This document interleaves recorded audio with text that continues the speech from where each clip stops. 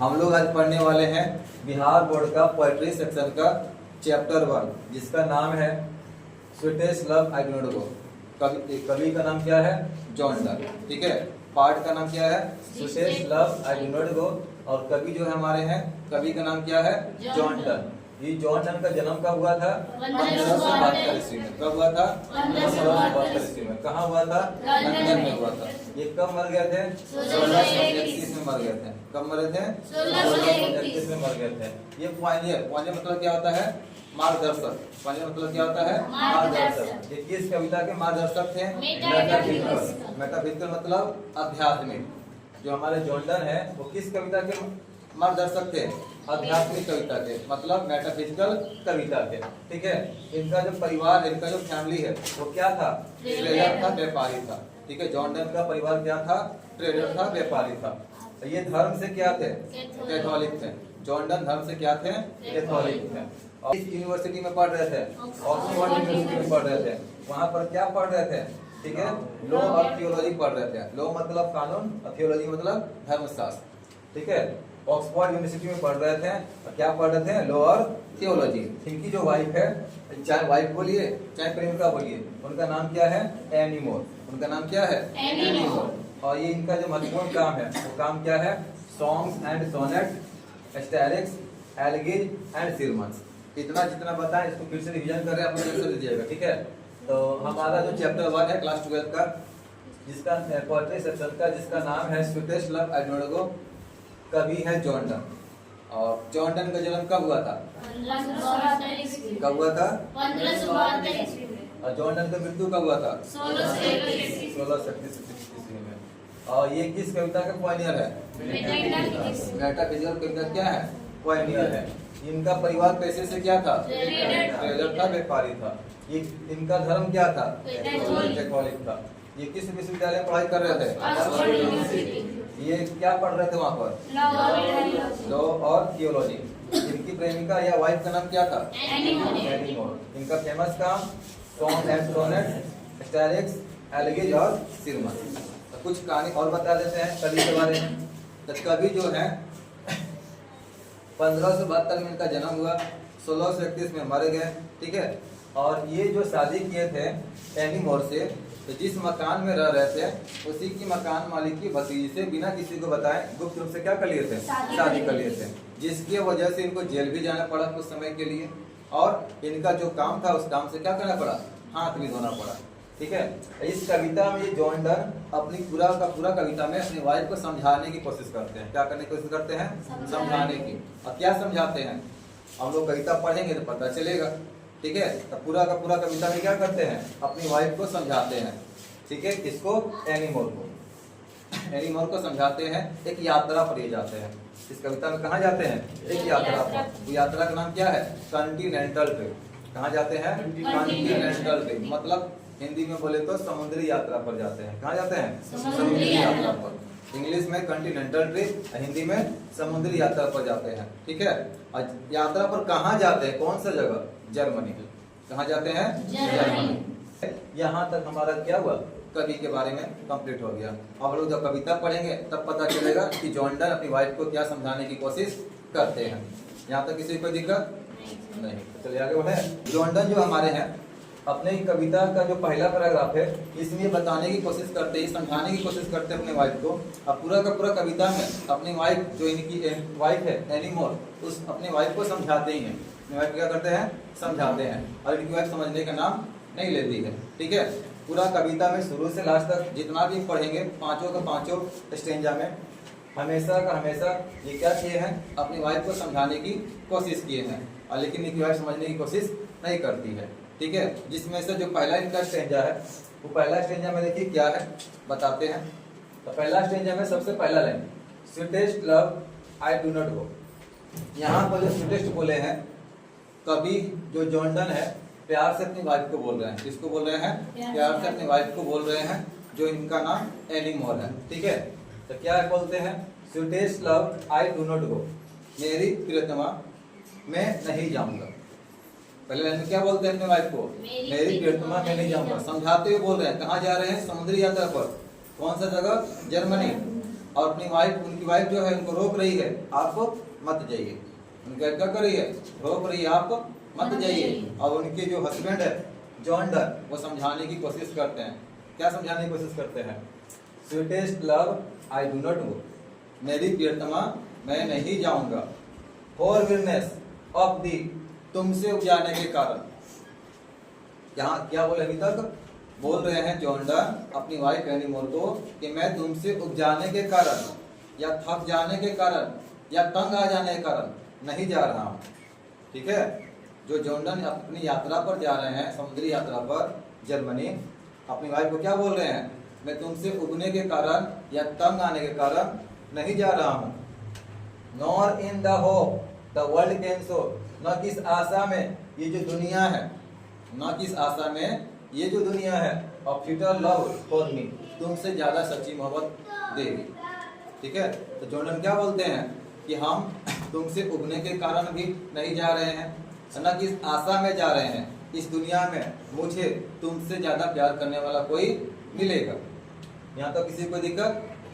आगे देखिए, but since that I, लेकिन एक दिन ऐसा आएगा, लेकिन एक दिन ऐसा आएगा, सबके जीवन में आता है, मस्ट डाई, और उस दिन हम लोग क्या हो जाएंगे? मर जाएंगे। एक दिन ऐसा आएगा हमारे जीवन में जिस दिन हम क्या हो जाएंगे? मर जाएंगे। एंड लास्ट इज बेस्ट, यही अच्छा होगा, और वो समय आने से पहले ही अच्छा होगा। अभी का जो पल है, तो use my self in jet, इस पल को अभी तुम मजाक में ले लो। हम अभी जिंदा हैं, जा रहे समुद्री यात्रा पर, तुम समझ लो हम मर गए हैं, तो समझ लो हम क्या हो गए हैं? मर गए हैं।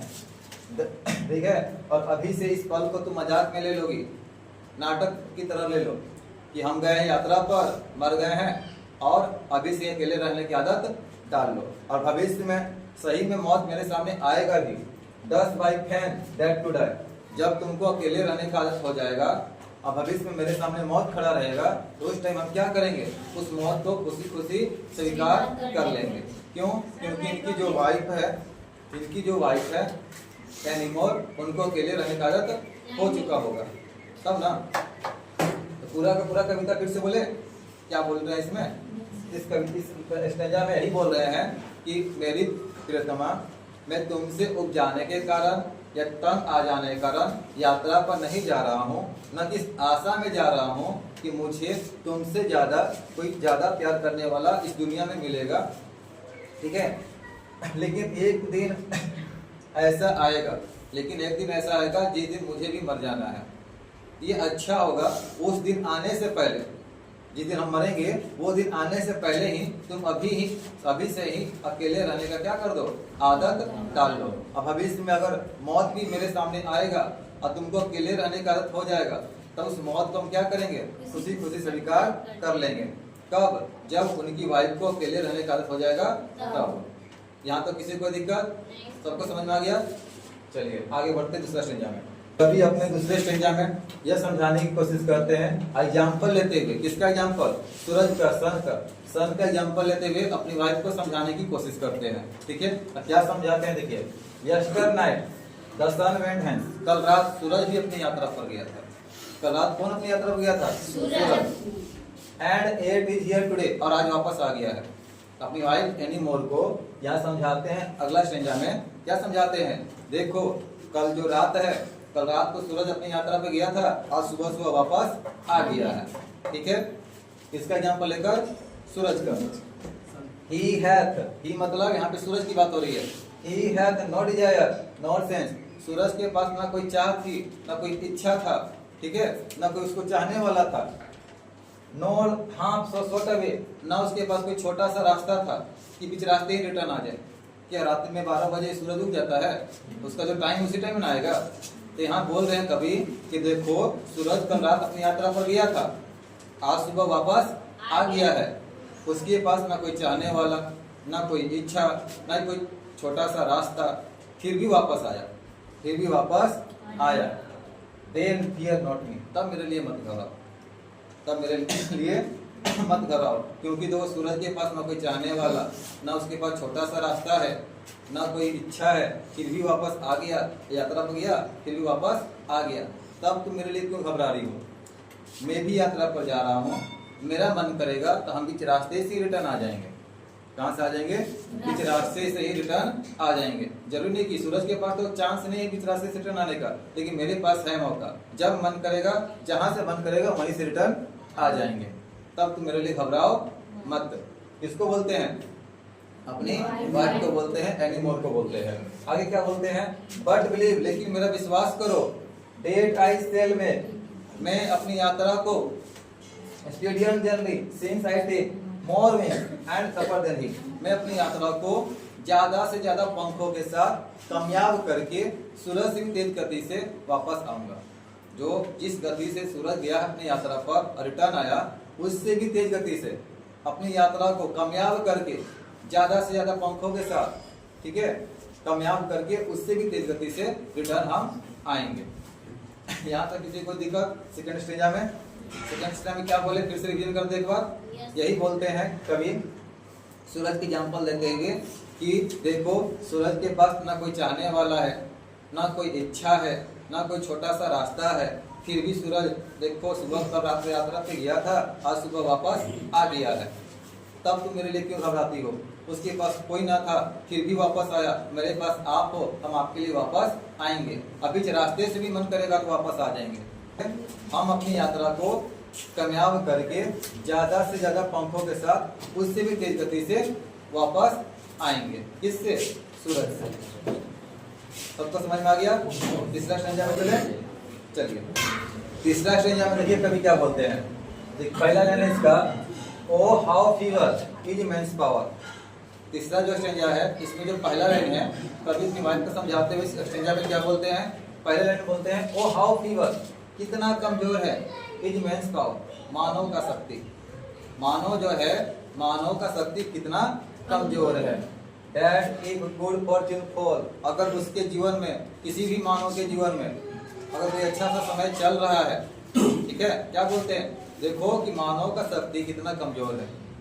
अगर किसी के मानव के जीवन में अच्छा सा समय चल रहा है, can not add another hour, उस अच्छे समय में कुछ दूसरा घंटा ऐड नहीं कर सकता है। कर सकता है?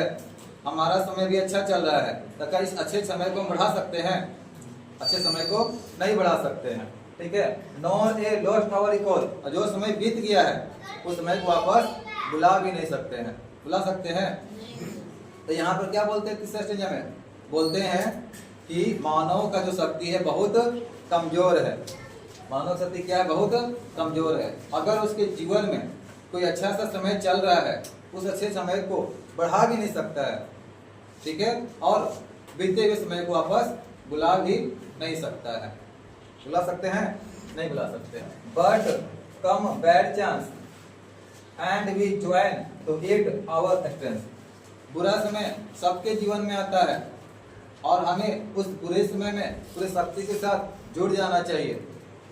एंड इट टीच, और हम लोगों को वो सिखाता है। क्या सिखाता है? इट आर्ट एंड लर्न, जीवन जीने की कला। Itself over us to advance, खुद से हम लोग जीवन जीने की कला को सीख जाते हैं, पहले से ही एडवांस में सीख जाते हैं। तो बुरा समय हम लोगों को जीवन जीने की कला को पहले ही सिखा के चला जाता है। आज अगर हम बुरा समय में फंसे हुए हैं और उस बुरे समय में पूरे शक्ति के साथ जुड़ जाते हैं, और भविष्य में फिर दोबारा बुरा समय आएगा, तो जितना आज के डेट में दिक्कत होगा उतना दोबारा दिक्कत होने वाला नहीं है, ठीक है। अगर मेरे जीवन में एक बुरा समय आ गया, उस बुरे समय से किसी भी तरह से हम निकल गए, अब फिर दोबारा आता है, तो जितना फर्स्ट टाइम में प्रॉब्लम हुआ होगा उतना सेकेंड टाइम में होगा नहीं होगा, उसमें आराम से निकल जाए। क्यों? क्योंकि बुरा समय एक बार आ चुका है और हम उस बुरे समय में निकल भी चुके हैं। तो बुरा समय क्यों आता है? हमें जीवन जीने की कला को सिखाने के लिए आता है और एडवांस में सिखा के चला जाता है। यहाँ तक कोई दिक्कत किसी को? चलिए चौथा स्टेज में, चौथा स्टेज देखिए यहाँ पे, when thou sighest not win, कभी अपनी प्रेमिका को, अपनी वाइफ को समझाते हुए कहते हैं, जब तुम रोती हो, जब तुम रोती हो और रोने से जो तुम्हारे मुंह से जो हवा निकलता है वो हवा नहीं, बट साइगेस्ट माय सोल अवे, वो हवा के रूप में मेरा आत्मा निकलता है। तो जॉन डन अपनी वाइफ एनी मोर को समझाते हुए कहते हैं कि जब तुम सिसकियां भरती हो, जब तुम रोती हो और रोने से तुम्हारे मुंह से जो हवा निकलता है वो हवा के रूप में क्या निकलता है? मेरा आत्मा निकलता है। किसका? कवि का, ठीक है। आगे देखिए, when thou weepest unkindly kind, जब तुम बहुत ज्यादा रोने लगती हो। एक होता है कम रोना, एक होता है बहुत ज्यादा, मानना ही नहीं, रोते रहना। उसी तरह से बोलते हैं कभी जब वो बहुत ज्यादा रोने लगती है और मानती ही नहीं है, तब कभी क्या बोलते हैं, my life blood dot decay, मेरा जीवन रुक जाता है और खून जम जाता है। कब? जब उनकी वाइफ बहुत ज्यादा रोने लगती है, बात मानती ही नहीं है, जाने देती ही नहीं है काम पे जा रहा है जर्मनी समुद्री यात्रा पर, जाने नहीं दे रही है, रो रही है, पकड़ ली है, नहीं जाने देंगे। ये समझा के क्या हो गए, थक गए हैं। अब बोलते हैं, क्या बोलते हैं, जब तुम रोती हो, जब तुम सिसकियां भरती हो, सिसकियां भरने के साथ जो तुम्हारे मुंह से जो हवा निकलता है, वो हवा नहीं, हवा के रूप में मेरा आत्मा निकलता है। जब तुम बहुत ज्यादा रोने लगती हो, बात मानती ही नहीं, बहुत ज्यादा रोने लगती हो, तो मेरा जो लाइफ है, मेरा जो जीवन है, वहीं पर रुक जाता है और मेरा जो खून है वो क्या हो जाता है, जम जाता है।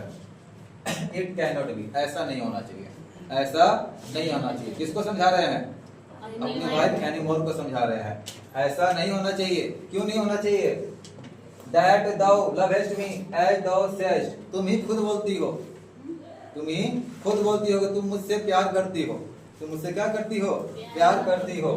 If in thin by life thou waste, और ऐसा कर कर मेरे जीवन को बर्बाद नहीं कर रही हो। एक तरह से बोलती है कि हम तुमसे बहुत ज्यादा प्यार करते हैं और हम काम पे जा रहे हैं, काम पे जाने भी नहीं दे रही है और हमको रोक रही है। हम समझा के थक गए, मेरा जो समय हो रहा है जाने का, उस समय को भी क्या कर दी, लेट कर दी, बर्बाद कर दी और जाने भी नहीं दे रही है। तो इस तरह से कभी समझाने की कोशिश करते हैं कि ऐसा नहीं होना चाहिए। एक तरफ से तुम बोलती हो कि हम तुमसे प्यार करते हैं और दूसरी तरफ से तुम मेरे जीवन की कीमती समय को क्या कर रही हो, बर्बाद कर रही हो। Thou art the best of me, ये जो कला है तुम्हारा, क्या मेरे लिए अच्छा है।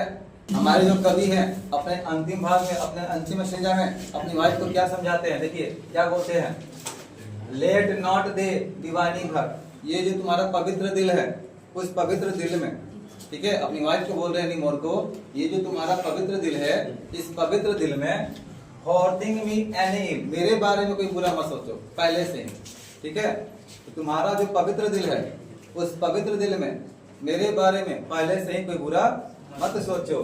डेस्टिनी, किस्मत का खेल है, मैं टेक दे पार्ट, तुम्हारा जो बुरा सोच है वो मेरे जीवन का हिस्सा बन सकता है, हो सकता है ना। तो यहाँ पे कभी क्या बोलते हैं कि तुम पहले से जो डर बना लेके बैठी हो अपने दिल में, वो भूल जाओ और तुम्हारा जो पवित्र दिल है, उस पवित्र दिल में पहले से ही मेरे बारे में कोई बुरा मत सोचो। किस्मत का खेल वो मेरा जीवन का हिस्सा भी बन सकता है। एंड में दे फियर फुलफिल, और तुम्हारा जो डर है वो पूरा हो सकता है।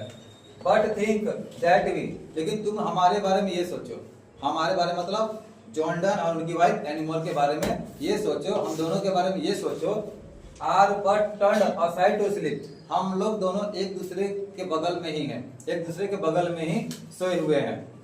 दे हु वन अनदर कीप, जो एक दूसरे के लिए बने होते हैं, जो एक दूसरे के लिए बने होते हैं। ए लाइफ, ये जो जीवन है, नेवर, कभी भी, पार्टेड भी, उस जीवन में कभी भी वो अलग नहीं हो सकते, जुदा नहीं हो सकते हैं। तो लास्ट स्टेंजा में कभी यही समझाते हैं, इसको फिर से बोल दे रहे हैं कि तुम्हारा जो पवित्र दिल है, उस पवित्र दिल में पहले से ही मेरे बारे में कोई बुरा मत सोचो। किस्मत का खेल, तुम्हारा जो डर है वो पूरा भी हो सकता है भविष्य में जाकर, हो सकता है ना, भविष्य में जाकर पूरा भी हो सकता है। लेकिन तुम हम दोनों के बारे में ये सोचो कि हम दोनों अगल बगल ही हैं, सोए हुए हैं, आराम से एक ही जगह पर हैं, और जो एक दूसरे के लिए बने होते हैं वो जीवन में कभी अलग होते ही नहीं है। ठीक है, यहीं पर हमारा कविता क्या होता है, समाप्त होता है।